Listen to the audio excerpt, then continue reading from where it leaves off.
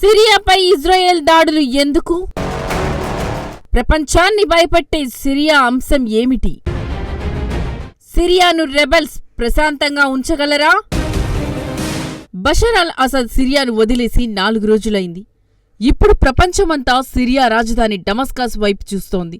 సిరియాలో పరిస్థితులు ఎప్పుడు సద్దుమణుగుతాయి? కొత్త ప్రభుత్వాన్ని ఎవరు ఏర్పాటు చేస్తారు? సిరియా నుంచి ప్రపంచ దేశాలు ఏమాశిస్తున్నాయి? ఈ ప్రశ్నలు ఇప్పుడు అందరి మదిలోనూ మెదులుతున్నాయి. దీనికి సంబంధించి తాజాగా కొన్ని సమాధానాలు వచ్చాయి. సిరియన్ పట్టణాల్లో ఇప్పుడిప్పుడే అన్నీ సద్దుమణుగుతున్నాయి. ఒక్కసారి డమస్కస్లో సీన్లను చూడండి. రోడ్లపై చాలా కార్లు తిరుగుతున్నాయి. ప్రజలు కూడా వీధుల్లోకి వెళ్తున్నారు. ఎవరూ భయంతో ఇళ్లల్లో దాక్కోవడం లేదు. కొందరు వాలంటీర్లు కూడా యాక్షన్లోకి దిగారు. వాళ్లు వీధుల్లోని బుల్లెట్లను శుభ్రం చేస్తున్నారు. డమాస్కస్ను స్వాధీనం చేసుకున్న తరువాత రెబల్స్ సంబరంతో తుపాకీలతో గాల్లో కాల్పులు జరిపారు. వాటికి సంబంధించిన బుల్లెట్లే వీధుల్లో ఇప్పుడు వాలంటీర్లు తొలగిస్తున్నారు. ప్రభుత్వ ఉద్యోగులు కూడా తిరిగి విధుల్లోకి వస్తున్నారు. సిరియన్ సెంట్రల్ బ్యాంకు డజన్ల కొద్దీ ఉద్యోగులు హాజరయ్యారు. తాజా ప్రారంభాన్ని సిరియన్లు ఆశిస్తున్నారు. దేవుడి దయతో కొత్త జీవితాన్ని ప్రారంభిస్తున్నట్టు సిరియన్లు చెబుతున్నారు. సో సిరియాలో పరిస్థితులు చక్కబడ్డాయి. రెబెల్స్ పెద్ద ఎత్తున లూటీ చేయడమో, ప్రతీకార దాడులకు దిగడమో, దహనాలు వంటి సంఘటనలు సిరియాలో కనిపించలేదు. కాని అసద్ పాలనకు సంబంధించిన ప్రతిదాన్ని సిరియన్లు ధ్వంసం చేస్తున్నారు. ప్రత్యేకించి అసద్ చిత్రాలు, తండ్రి విగ్రహాలను తొలగిస్తున్నారు. డమస్కస్లోని నేషనల్ లైబ్రరీలో అసద్ చిత్రాన్ని చించేశారు. ఆవరణలో ఉన్న తండ్రి విగ్రహాన్ని కూల్చేశారు.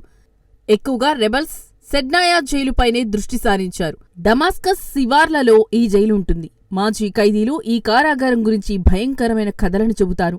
దీన్ని కొందరు మానవ వధశాలగా పిలుస్తారు. దీన్నే సిరియన్ గులాక్ అని కూడా అంటారు. అసద్ పారిపోయిన వెంటనే సిరియన్లు ఈ జైలుకు క్యూ కట్టారు. జైలులో ఉన్న తమ వారిని విడుదల చేయించేందుకు యత్నించారు. వేలాది మంది ఖైదీలు బయటకు వచ్చారు. మొత్తంగా రెస్క్యూ మిషన్ ముగిసింది. సిరియాలో ఇప్పుడు సుస్థిరమైన పరిస్థితుల కోసం యత్నిస్తున్నారు.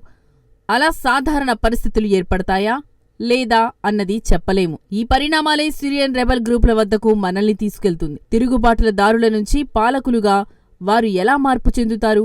ఈ తిరుగుబాటు గ్రూపుల్లో ప్రధానమైనది హెచ్టీఎస్. హెచ్టీఎస్ అంటే Hayat Tahrir al Sham. Bashar al అసద్ను తరిమేయడంలో హెచ్టీఎస్ కీలకంగా వ్యవహరించింది. 2 రోజుల క్రితం సిరియా ప్రధానమంత్రిని హెచ్టీఎస్ నాయకుడు అబూ మొహమ్మద్ అల్ జులానీ కలిశాడు. తమ యువకులు చాలా అనుభవాన్ని కలిగి ఉన్నట్టు చెప్పాడు. ఎలాంటి వనరులు లేకపోయినా పనిచేస్తున్నట్టు జులానీ తెలిపాడు. తమకు ఎన్నో సవాళ్లు ఎదురైనా దేవుడి దయతో అతిపెద్ద విజయాన్ని సాధించగలిగామన్నాడు. ఇతడు మాజీ ఆల్ ఖైదా ఫైటర్ నుంచి సిరియా తిరుగుబాటుదారుడిగా మారాడు. సిరియా కోసం తాత్కాలిక ప్రధానమంత్రిని జులానీ ఎంపిక చేశాడు. అతడి పేరు మహ్మద్ అల్ బషీర్. అతడు కూడా హెచ్టీఎస్లో సీనియర్ నాయకుడు. జులానీ తాజాగా చేసిన వ్యాఖ్యల్లో కొన్ని గమనించదగిన విషయాలు ఉన్నాయి. తమ యువకులకు పాలనా అనుభవం ఉన్నట్టు చెప్పాడు. వారికి పాలనా అనుభవం ఎలా వచ్చింది అంటే హెచ్టీఎస్ నియంత్రణలో వాయువ్య సిరియాలోని ఇడ్లీ ప్రాంతం ఉంది. ఈ రీజియన్లో హెచ్టీఎస్ సమాంతర ప్రభుత్వాన్ని నడిపింది. అందుకే తన టీంకు పాలనా అనుభవం ఉందని జులానీ చెప్పాడు. ఆ అనుభవం సిరియాను పాలించడానికి సరిపోతుందా? ఇప్పుడు జులానీ అంతర్గత బాహ్య సవాళ్లు ఎదుర్కోవలసి ఉంటుంది. బాహ్య సవాళ్లు ఎవరి నుంచి అంటే ఇజ్రాయెల్. బషర్ అల్ అసద్ పారిపోవడంతో ఇజ్రాయెల్ ప్రధానమంత్రి బెంజమిన్ నెతన్యాహు ఉత్సాహంగా ఉన్నాడు. సందట్లో సడేమియా అన్నట్టుగా ఇదే అదనుగా సిరియాపై దాడులకు ఐడిఎఫ్ను ఆదేశించాడు. ఐడిఎఫ్ అంటే Israel defence force. Syria buffer జోన్ను ఇజ్రాయెల్ దళాలు ఆక్రమించుకున్నాయి. ఈ బఫర్ జోన్ ప్రాంతం గోలాన్ హైట్స్ ప్రాంతంలో ఉంటుంది. న్యాయంగా చెప్పాలంటే గోలాన్ హైట్స్ సిరియాకు చెందింది. దాన్ని ఇజ్రాయెల్ ఆక్రమించింది. 1967 యుద్ధం నుంచి గోలాన్ హైట్స్ ఇజ్రాయెల్ పరిధిలోనే ఉంది. కొన్ని నివేదికల ప్రకారం ఇజ్రాయెల్ యుద్ధ ట్యాంకులు సిరియాలోకి ప్రవేశించాయి. సిరియా రాజధాని డమాస్కస్కు 25 కిలోమీటర్ల సమీపంలోకి వెళ్లాయి. ఈ నివేదికలను ఇజ్రాయెల్ తోసిపుచ్చింది. కాని బఫర్ జోన్ను మాత్రం స్వాధీనం చేసుకున్నట్టు ఇజ్రాయెల్ అంగీకరించింది. దీన్ని పరిమిత తాత్కాలిక ఆపరేషన్గా అభివర్ణించింది. సిరియా తాజా పరిణామాల నేపథ్యంలో తమ భద్రతకు ఎలాంటి ఇబ్బందులు లేకుండా తాము చర్యలు తీసుకున్నట్టు ఇజ్రాయెల్ ప్రధాని నెతన్యాహు వెల్లడించారు. ఈ చర్యలకు ఇజ్రాయెల్ రక్షణ శాఖ మంత్రి ఇజ్రాయెల్ కర్జ్, కేబినెట్ మంత్రులు ఆమోదించినట్టు చెప్పారు. ఈ నేపథ్యంలోనే బఫర్ జోన్ను స్వాధీనం చేసుకోవాలని ఐడీఎఫ్కు ఆదేశాలు జారీ చేసినట్టు నెతన్యాహు తెలిపారు. కేవలం భూతల దాడులే కాదు, సిరియాపై ఇజ్రాయెల్ వైమానిక దాడులకు కూడా దిగింది. సిరియాలో మొత్తం 300కు పైగా వైమానిక దాడులకు ఇజ్రాయెల్ పాల్పడినట్టు నివేదికలు చెబుతున్నాయి. ప్రధానంగా సిరియా ఆయుధాలు, మందుగుండు డిపోలను ఇజ్రాయెల్ టార్గెట్ చేసింది. ఇజ్రాయెల్ దాడుల వెనుక అసలు ఉద్దేశం వాటిని ధ్వంసం చేయడమే. ఆ ఆయుధాలు టెర్రరిస్టుల చేతుల్లోకి వెళ్లకముందే వాటిని ధ్వంసం చేయాలని ఇజ్రాయెల్ భావించింది. కానీ ఇతర ప్రపంచ దేశాలు మాత్రం ఆందోళన వ్యక్తం చేస్తున్నాయి. ఇజ్రాయెల్ చర్యలను అరబ్ దేశాలు ఖండించాయి. సిరియా భూభాగాన్ని ఆక్రమించుకునేందుకు నెతన్యాహు యత్నించినట్టు ఆరోపించాయి. యుఎన్ సభ్యదేశాలు సైతం సిరియన్ సార్వభౌమత్వానికే మద్దతు ఇచ్చాయి. బఫర్ జోన్ నుంచి వెనక్కి రావాలని ఇజ్రాయెల్ను ఐక్యరాజ్య సమితి కోరింది. తాజా ఇజ్రాయెల్ చర్యలు ఆందోళనకరమైనవని ఐక్యరాజ్య సమితిలోని సిరియా రాయబారి పెడర్సన్ తెలిపారు. సిరియన్ ప్రాంతాలపై బాంబు దాడులు, ఇజ్రాయెల్ చర్యలను తాము నిశితంగా పరిశీలిస్తున్నట్టు పెడర్సన్ చెప్పారు. ఈ చర్యలను ఇజ్రాయెల్ నిలిపేయాలని సిరియన్ రాయబారి డిమాండ్ చేశాడు. ఏ బయటి దేశం సిరియా విషయంలో జోక్యాన్ని సహించేది లేదని పెడర్సన్ గట్టిగా చెప్పాడు.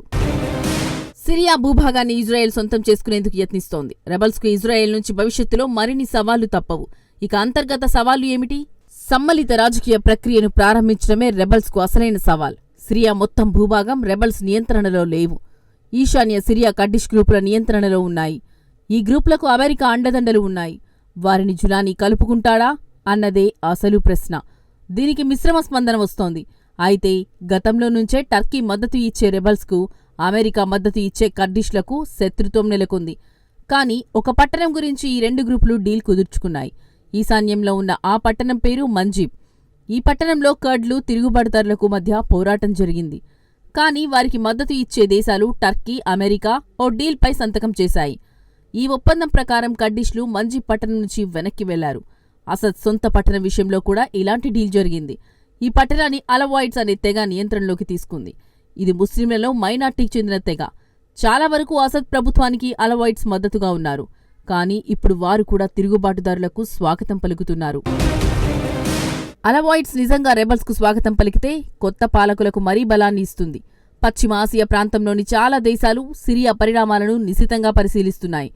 కానీ టర్కీ కంటే ఎక్కువగా ఏ దేశం సిరియాలో జోక్యం చేసుకోవడం లేదు. 30 లక్షల మంది సిరియన్ శరణార్థులకు టర్కీ ఆశ్రయంగా మారింది.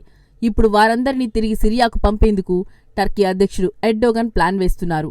స్వదేశానికి వెళ్లేందుకు వందల మంది సిరియన్లు టర్కీ బోర్డర్కు క్యూ కట్టారు. గేట్లను తెరుస్తామని ఎర్డోగన్ చెబుతున్నాడు. సిరియన్ సోదరులు వారి స్వదేశానికి వెళ్తారని తాను భావిస్తున్నట్టు ఎర్డోగన్ చెప్పారు. 13 ఏళ్ల క్రితం ఇల్లు, దేశం విడిచి వారు వచ్చినట్టు తెలిపారు. ఇప్పటికే వారు వెళ్లిపోతున్న సంకేతాలు కనిపిస్తున్నాయని ఎర్డోగన్ వివరించారు. రెబల్స్ ప్రభుత్వం ఏర్పాటుకు వేగంగా అడుగులు వేస్తున్నారు. కానీ సిరియాలో ముప్పు మాత్రం తొలగిపోలేదు. దేశంలో అనిశ్చితతో ప్రజల్లో తీవ్రవాద భావాలు రేగే ప్రమాదం ఉంది. అందుకే అగ్రదేశం అమెరికా ఆందోళన చెందుతుంది. ఇప్పుడున్న పరిస్థితులను ఐసిస్ తనకు అనుకూలంగా మలుచుకుంటుందేమోనని భయపడుతోంది. అమెరికా ఆందోళనకు కారణం ఉంది. గతంలో బషర్ ప్రభుత్వంపై పోరాటానికి HTS chief Julani al Qaeda ఐసిస్ను ఉపయోగించుకున్నాడు. జులానీ మారిపోయినట్టు చెబుతున్నాడు. కానీ అతని మాటలను ప్రపంచం మాత్రం నమ్మడం లేదు. గతంలో తాలిబన్లు కూడా అలాగే చెప్పారు. కానీ వారి ప్రవర్తనలో ఎలాంటి మార్పు లేదని తేలిపోయింది. పైగా జులానీ పూర్తిగా ఇస్లామిస్టు భావాలున్న నేత. ఆ దేశంలో మాత్రం భిన్నమైన ముస్లిం జాతులు ఉన్నాయి. ఈ నేపథ్యంలోనే సిరియాలో ఎలాంటి పరిణామాలు చోటు చేసుకుంటాయోనని ప్రపంచ దేశాలు ఆందోళన చెందుతున్నాయి.